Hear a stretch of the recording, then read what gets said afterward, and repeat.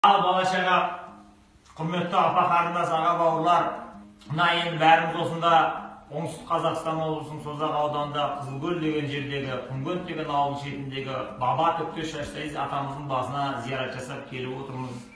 Әулиеден шарафат тілеп, бәріміз осы Құдайдан бір нығметтер тілеп, жақсылықтар тілеп дұға қылып отырмыз. Енді бұл әулие бабамыздың тарихы қайдан шығады деген әңгіме бар. Мына Алтын Орданың кезінде Өзбекхан деген атамыз болды дейді. Сол Өзбекхан отырып мемлекеттік дін жоқ, не істер білмейді, халықты тәрбиелейін десе, енді әлі бір ғұламалар жетпеген, соның басы рақып отырып дейді.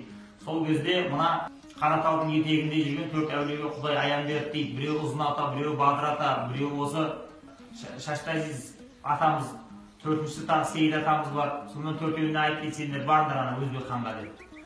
Содан бәрі жиналды да келді дейді ғой. Сонымен келді Өзбекханның ханның шатыры тұр дейді. Есіктің алдына келіп, жаңағы төрт әулие осындай жай намаздарын жайып намаз оқып жатыр еді дейді.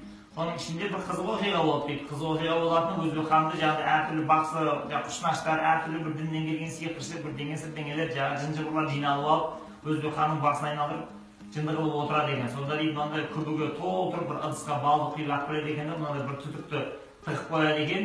Сол дейді, ана отырған дастархандағылардың бәріне айналдырып балды құяды екен дейді. Сол елдің бәрі бой бұрмай мына керемет, ғажап, мұғжиза деп ақ деп аузын ашып көзін жұмып тамсанып отырады екен.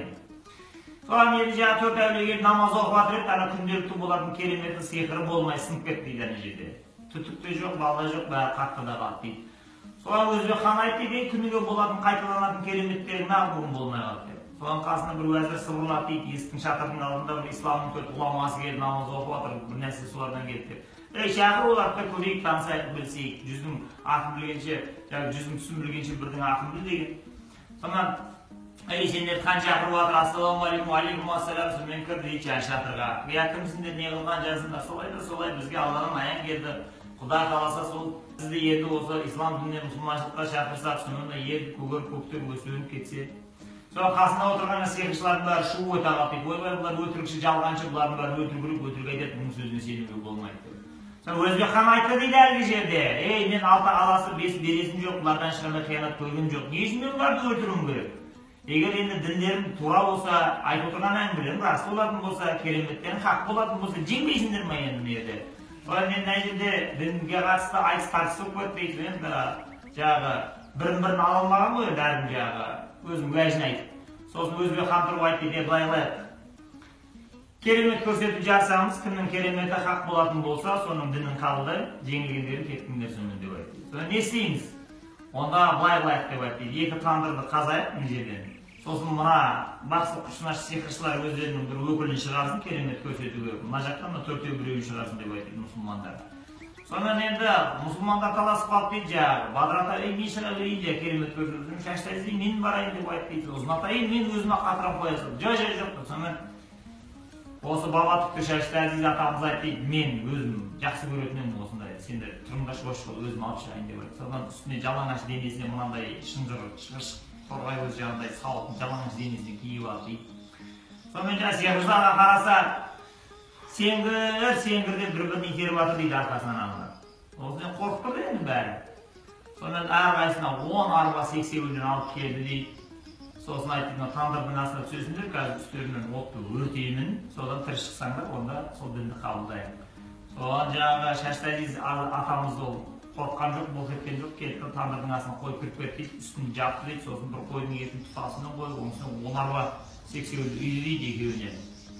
Сонымен енді отты жағады ғой әне жерде енді. Сөйтіп өтпейді, ана сиқыршы отырған жер тандыр бұрқ етіп күл болып ұшқан кезінде жаңағыдай қара түтін болып жоқ болып өтпейді ана байқұс. Енді ана Шаштайыз өлді ме, өлмеді ме, білейік деп енді келіп қараса дейді, ана от лапылдап жанып жатыр, іштен гүрсілдегі мына зикір ара дейді ғой, ара зікір дейді. Ішінде жаңағы арам аралап жатқан сияқты Қожа Ахмет Яссауидің зікірін салып отыр дейді. Сосын айтты, бұна үстінде қойда пісіп қалды, отта өшті енді аша кетеді бұнан деп. Соң барып енді тандырдың қақпағын ашса дейді, Шаштайыз атамыз ішінде отыр дейді, рахаттанып. Үстіндегі мына сауытының нелер сақиналары отқа балқып қып-қызыл отынандай еріп кеткендей түптері сыртына адырайып үдірейіп осы шығып тұр дейді. Сосын айтты дейді, рахаттанып отыр едім, ерте ашып қойдыңдар деп. Бітті болды ана қылды шаруасы, ана барып шығып кетті, шығады мынаның ішінен деп айтты.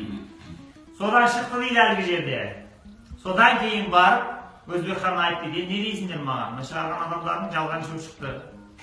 Жан кетті мына бейшара. Мынаның діні дұрыс, Құдайдан бір байланысы бар адам, кереметі бар адам, әулие осыны айтса керек. Мен енді бұдан былай мұсылманшылықты қабылдайды, басымды қатырмаңдар деді, аналардың бәрін сарайдан айдап жетпейді. Әне содан бастап бұл мұсылманшылық, бұл ислам діні біздің ұлы далаға тарап кетті дейді. Бұл қай кезең? Бұл Алтын Орданың кезеңі, 13-ші ғасыр. Содан енді бұрынғылардан жеткен енді әңгіме сөйлейік, аңыздың анық ақиқатын бір Алла тағала өзі біледі. Кейінгі ұрпақ әйтеуір мына балдар өскен кезде біздерге алдыңғы ағалар есі дұрыс әңгіме айтып қалдырма деп біздерге ренжімесін деп осындай аз кем әңгіме шығарып отырмыз. Қабыл болсын. Орынды. Білесізден жақсы.